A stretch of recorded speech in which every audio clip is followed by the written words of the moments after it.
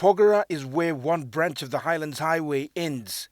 It's a town that depends almost entirely on a mine that has operated for the last 30 years. In August, the mine agreement between the Canadian operator Barrick and the Papua New Guinea government ended. The option of renewal and the possibility of new ownership are now on the table.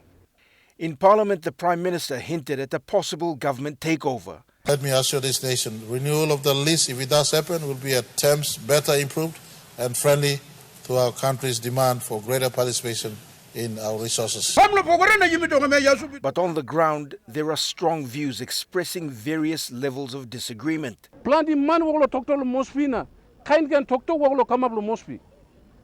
And me no like him. Agreement was established na basain.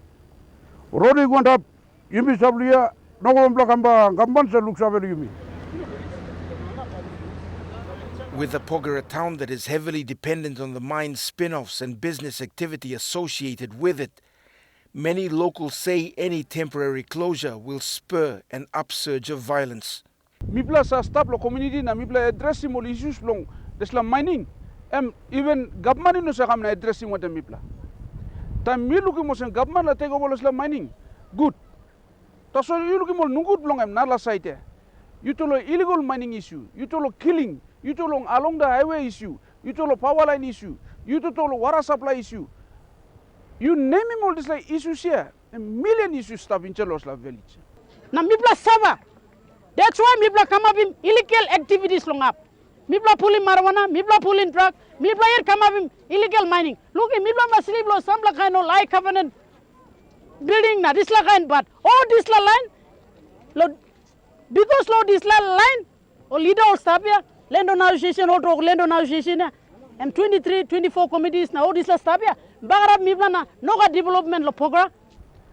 Noga to one input lo government sa kami chet long showing interest. Noga to one input lo landowner so this la fight lo must be sa kami chet na solving problem. Na toko sem mibla stop, bambla fixi mosem, straighti mosem. It is a delicate situation, especially for the Ipili-speaking people, who are the traditional owners of the multiple special mining lease areas on which the Pogera mine sits. Mibla outsiders all flag in, na mibla more. Okay, ratio blum some 3:1. Largely outnumbered by settlers, it's the older people who are concerned of the possible clashes between them and the settlers if the mine has to shut down even for a short while. Now, I can honestly say that if Barrick government extending this lease calling Barrick, I think all the Pogera will landowners, especially SML landowners, all by none of them. For years, the mine has given the government reason to maintain a security presence in the area.